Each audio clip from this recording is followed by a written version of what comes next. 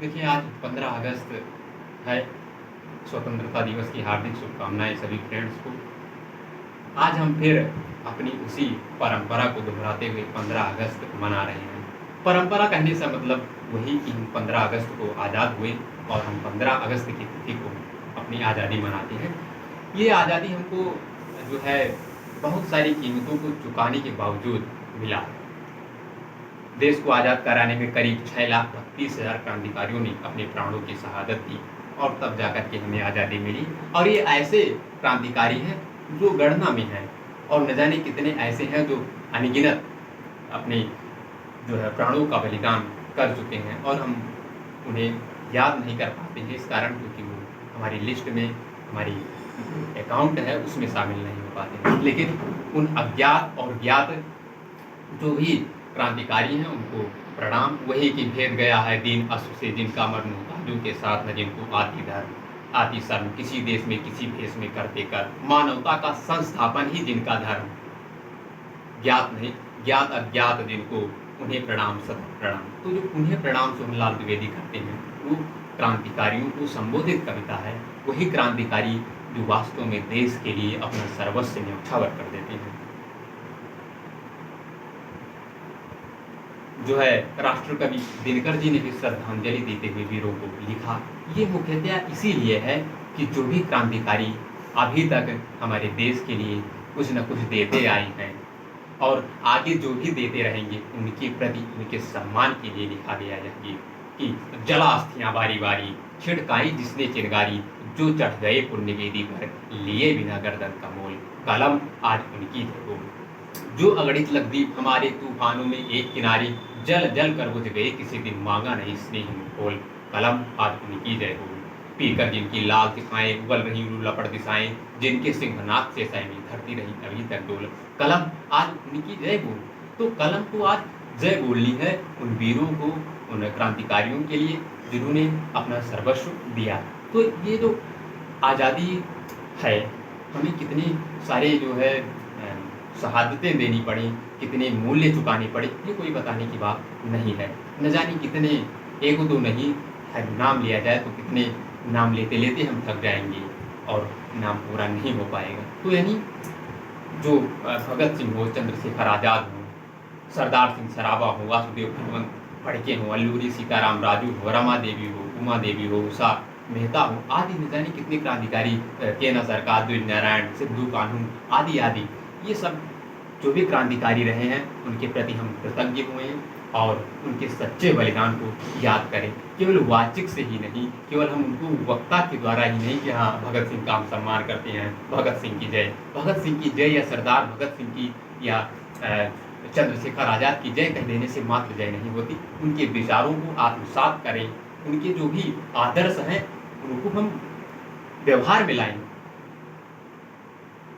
मदन मोहन मालवीय भी एक बहुत बड़े क्रांतिकारी रहे हैं लेकिन उनका विचार क्या है अयम निजा परो बेटी गढ़न लग शेर शाम उदार चरिता नाम तु वसुधैव कुटुम्बकम ये वाली बात करते हैं। या आत्मना प्रति उलानि परेशान न समाचरे जो ऐसा व्यवहार जो हमें अच्छा ना लगे वो हमें दूसरों के साथ नहीं करना चाहिए। तो क्रांतिकारी का या हमारे देश के जो भी बड़े बुजुर्ग रहे हैं उनका उद्देश्य ये भी है कि हम ऐसा व्यवहार ना करें। तो वास्तविकता यहाँ तक में भी है कि यह दिनकर जब कह देते हैं कुरुक्षेत्र में भीष्म हो अथवा युधिष्ठिर या हो भगवान बुद्ध हो कि अशोक गांधी की यश महान सिर झुका सबको सभी को श्रेष्ठ निश्चय मान मातृवाचिक से उन्हें देता हुआ सम्मान। तो हम केवल वाचिक शब्दों से ही उन्हें सम्मान ना दें उनके आदर्श को उनके जो भी विचार हैं उसे हम स्वीकार करें। और विचार क्या है भगत सिंह हम जिन्हें क्रांति के क्षेत्र में बड़ा सम्मान से नाम लेते हैं और भगत सिंह को सुभाष बाबू ने तो क्रांति की दिव्य आत्मा भी कहा है। यानी क्रांति वास्तव में कोई कर सकता है तो वो भगत सिंह के अलावा किसी और का नाम जो है वो सर्वोपरि है। तो भगत सिंह को क्रांति की दिव्य आत्मा कहना तो ये हमें जो है निश्चय ही आगे बढ़ाता है। और तो विचार उनके क्या हैं भगत सिंह ने अपनी पार्टी का नाम ही हिंदुस्तान सोशलिस्ट रिपब्लिकन एसोसिएशन 1928 में कर दिया नहीं हिंदुस्तान रिपब्लिकन एसोसिएशन था। तो सोशलिस्ट कहने का अर्थ उनके लिए तब वहाँ कोई धर्म विशेष या जाति ना रह जाए बल्कि सबके लिए वो समाजवाद कह देने से वो दायरा जो है बहुत व्यापक हो जाता है। वो मानवतावादी दृष्टिकोण और सार्वभौम और जो सर्वात्मवाद है उसका अर्थ ग्रहण कर लेता है, जिसमें गरीब जो है, दबा कुचला, बेसहारा, जो भी आप कह सकते हैं, जो हाशिए पर खड़ा वर्ग है उसका वो प्रतिनिधित्व करने लगता है। और अधिनायक जो सर्वहारा वर्ग है उसके अधिनायकत्व की बात करता है। एच.एस. आर्य वो भगत सिंह बात करते हैं, वो चंद्रशेखर आज़ाद बात करते हैं, वो अशफाक उल्लाह खां बात करते हैं। तो यानी ये आज़ादी का मूल्य है, और वह आज़ादी मिले तो इस वर्ग को आज़ादी मिले। वास्तव में आज आज़ादी किसे और कितनी मात्रा में मिला ये हमें विचार करने की बात फिर से है। निश्चय ही हम आज आज़ाद हैं, राजनीतिक रूप से अपनी प्रतिभाओं का, अपनी क्षमताओं का उपयोग कर सकते हैं, लेकिन हमें वो प्रतिभा और क्षमता का उपयोग करने के लिए कितनी अनुकूल दशाएं प्रदान की जाएं, ये भी तय करना हमारी एक नैतिक जिम्मेदारी है। तो इन सब बातों को ध्यान रखा जाए। हम जानते हैं कि जो है 1928 में जब बटुकेश्वर दत्त और भगत सिंह जी ने केंद्रीय असेंबली में बम फेंका, तो खाली जो है बेंचों पर बम फेंका, और उन्होंने कहा इनकलाब जिंदाबाद, और जो है पर्चे बांटे, और उस जो है कोर्ट में कहा भी कि हमारा उद्देश्य किसी की जान लेना नहीं, बल्कि बहरी अंग्रेजी कानून तक अपनी बात मनवाने का यही एकमात्र तरीका था। तो यानी वो जो है वहाँ पर भी बम फेंक सकते थे जहाँ लोगों की भीड़ थी, लेकिन उनका उद्देश्य किसी की जान लेना नहीं। तो ये उद्देश्यों की जो एक या जो हमारे साध्य हैं उसकी पवित्रता पर भी बल देना, ये हम सीख नहीं से लेते हैं। तो ये जो बात है, उसके बाद स्वयं गिरफ्तारी दे देते हैं, और वो लाहौर षड्यंत्र केस का उन पर मुकदमा चलता है, और ये कह दिया जाता है कि 24 मार्च को आपको फांसी दे दी जाएगी। भगत सिंह, राजगुरु और सुखदेव को एक दिन पहले ही अंग्रेज डर करके 23 मार्च की रात को ही फांसी दे देते हैं।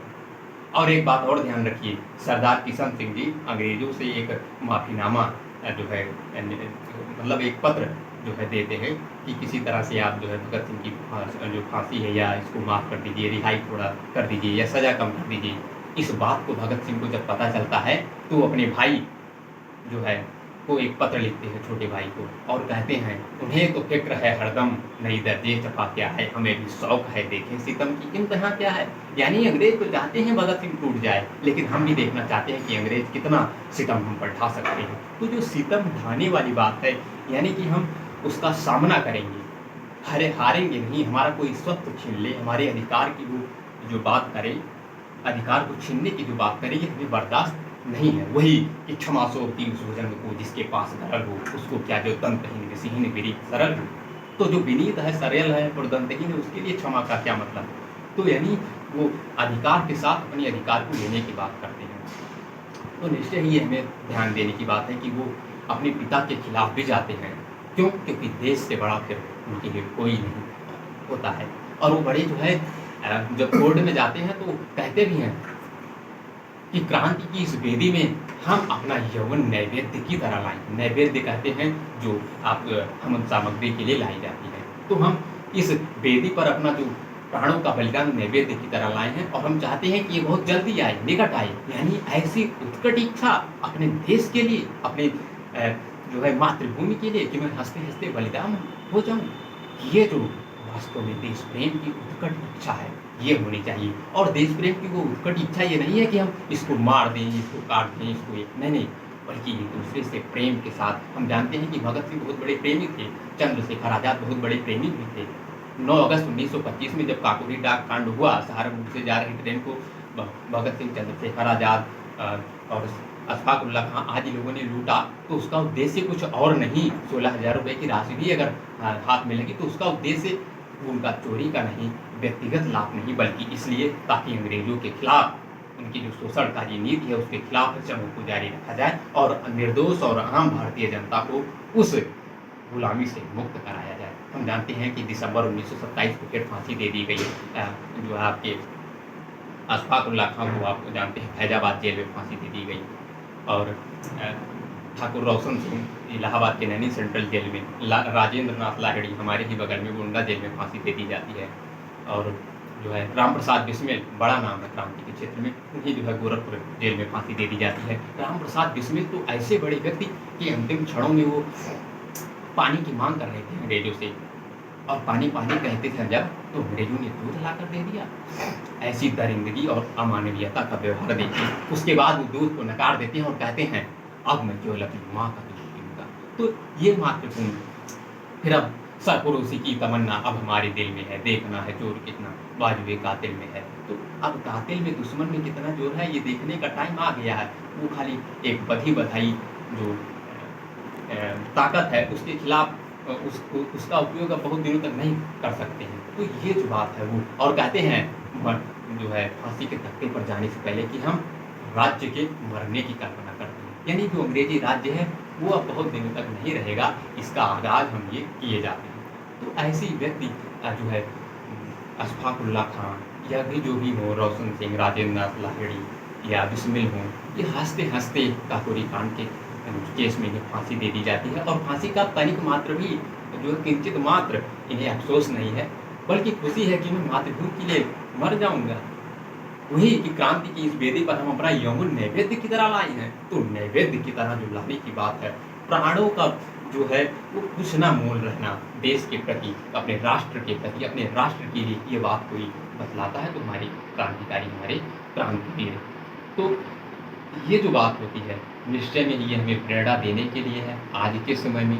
कैसे कि हम भगत सिंह से क्या सीख लें कि कैसे हम विपरीत परिस्थितियों में भी झेलने वाली जो बात है, ठीक है, पूरी तरह अंधकार है, कोई बचने की उम्मीद नहीं है, लेकिन फिर भी कि हम अपने संकल्पबद्ध हों अपने इरादों में। आज हम अगर उनके विचारों का 1,00,000वां भाग भी फॉलो करें तो एक उत्तम और एक सफल जीवन की परिकल्पना हम कर सकते हैं। वो चाहे जो भी हो, आज़ाद हैं हम और आज़ाद ही रहेंगे यानी परिकल्पना। तो फिर उन्हें कोई पकड़ नहीं पाया, भले ही अल्फ्रेड पार्क में उन्होंने जब तक गोलियां थी तब तक लड़ाई की और लास्ट में गोली अपने आप को मार ली। क्या कोई आपकी जान पर आ जाए, आप अपने आप को गोली मार सकते हैं? कभी अपने आप को ये नाखून काटते हुए अगर थोड़ी सी पत्ती यहाँ लग जाए तो देखना कैसा महसूस होता है। और ऐसा व्यक्ति जो अपने देश के लिए, अपनी मातृभूमि के लिए अपनी कनपटी पर गोली मार लेता है, ये बात कितना अतुलनीय हो सकती है, ये हमें आपको बताने की ज़रूरत नहीं है। तो ये जो बात है, और वो कहते भी हैं कि चिंगारी आज़ादी की सुलगी मेरे जिस्म में है, इनकलाब की ज्वालाएं लिपटी मेरी बदन में है, मौत जहाँ जन्नत हुई ये बात मेरे वतन में है, कुर्बानी का जज्बा जिंदा मेरे कफन में है। तो वो अगर वह किसी को जन्नत मानते हैं तो इसी स्वर्ग को, इसी कौन से स्वर्ग को, इसी धरती माँ को, इसी भारत माँ को, तो इसके लिए वो सब कुछ करना चाहते हैं। तो वास्तव में आज़ादी का जो मूल्य है वो इस तरह से है। या फिर हम गांधी की बात करते हैं, तिलक की बात करते हैं, तो ये सब जो, या विपिन चंद्रपाल की बात करते हैं, लाला लाजपत राय की बात करते हैं, ये सब बड़े जो क्रांतिकारी हैं वो हमारे लिए प्रेरणा के स्रोत हैं, हमारे लिए आदर्श हैं, नैतिकता के प्रतीक हैं। यह जब हम स्वामी विवेकानंद की भी बात करते हैं तो इन सब के लिए आज़ादी का मूल्य वास्तव में आज़ादी की उस रूप की परिकल्पना है जिसमें कोई शोषण ना हो, शोषित ना हो, जिसमें कोई शोषण ना रह जाए और जिसमें कोई जाति, धर्म, संप्रदाय, लिंग आदि का कोई मूल्य ना रह जाए, बल्कि जनता एक हो जाए। वही जब कहते हैं तो भारत की ये श्रेष्ठता रही है, वो किसी से इस कारण से विरोध नहीं करता कि तुम दूसरे धर्म के हो, क्योंकि उस समन्वयवादी चेतना के हम धनी हैं। हम किसी का विरोध इस कारण से नहीं करेंगे कि तुम ईसाई हो या तुम मुस्लिम हो। क्यों? क्योंकि जाति, धर्म या संप्रदाय का नहीं भेद व्यवधान है, राम, रहीम, बुद्ध, ईसा का सुलभ एक सा ध्यान है। ये मैथिली शरण गुप्त कहते हैं। यहाँ वृद्ध भारतवर्ष ही संसार का सिरमौर है, ऐसा पुरातन देश कोई विश्व में क्या और है। भगवान की भोगविधियों का यह प्रथम भंडार है, विधि किया नरसृष्टि का प्रथम यही भंडार विस्तार है। तो अगर किसी ने पहली बार जो है ये सृष्टि का विस्तार किया, अगर भोगविधियाँ की, तो वो इसी भारत पर, इसी भारतवर्ष पर। तो हमें अपने भारतीय होने पर भी गर्व करना है, अपने भारतवर्ष की उस पुरातन संस्कृति को बचाए रखना है। कौन सी पुरातन संस्कृति? जिसमें अमानवीयता न हो, जिसमें निजता न हो, जिसमें लोक कल्याण की भावना हो, जिसमें वसुधैव कुटुम्बकम वाली नीति का पालन हो, जिसमें धर्म, संप्रदाय, लिंग आदि के आधार पर भेदभाव का निषेध हो, उस पुरातन संस्कृति को हमें आज अपनाने की जरूरत है, मानवतावाद पर बल देने की हो। ठीक है, तो ये सब बातें, या महाकवि पास लिखते हैं, भारत मेरे सम्मान का सबसे महान शब्द, जहाँ कहीं भी प्रयोग किया जाए बाकी सभी शब्द अर्थहीन हो जाते हैं। इस शब्द का अर्थ खेतों के इन बेटों से है, जहाँ आज भी वृक्ष की परछाइयों से वो अपना वक्त मांगते हैं। तो ये महाकवि पास कहते हैं भारत शब्द के बारे में। तो वास्तव में भारतवर्ष की जो श्रेष्ठता है, उसकी संस्कृति, वो हमें बताने की आवश्यकता नहीं है। वो जो है अपने आप के द्वारा फलती है, फूलती है और दुनिया भर में स्वयं वो प्रेरणा का कारण बनती है। आज हम गांधी हो या विवेकानंद हो या डॉक्टर भीमराव अम्बेडकर ही क्यों ना हो, इन सब के जितना सम्मान विदेशों में है, गांधी को पूजा जाता है, ठीक है, उनकी तुलना, उपमा दी जाती है। तो हम भले ही गांधीवाद को भूल जाएं या हम चंद्रशेखर आजाद, भगत सिंह, इनकी नीतियों को भूल जाएं, लेकिन विदेश वाले नहीं भूलते हैं। तो यानी अब उनसे हमें सीखने की आवश्यकता पड़ रही है धीरे धीरे। तो निश्चय ही ये उनकी ही ख्याति और उनके कार्यों की जो वैल्यू है, उसका मूल्यांकन मात्र है। तो निश्चय ही ये हमारे लिए प्रेरणा के स्रोत हैं। इन्हीं सब के साथ बहुत ज़्यादा वक्त ना लेते हुए हम जो और एक जो है शेर के साथ मैं इसका समापन करूंगा। वाजिद अली शाह ने लिखा, ये जो है वो याद नहीं आ रहा है क्या है, बहुत बढ़िया एक उनका शेर है जो है देश पर वो।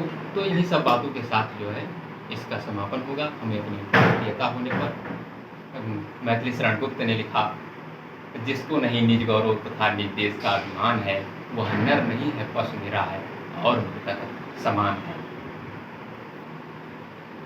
1 मिनट देखिए और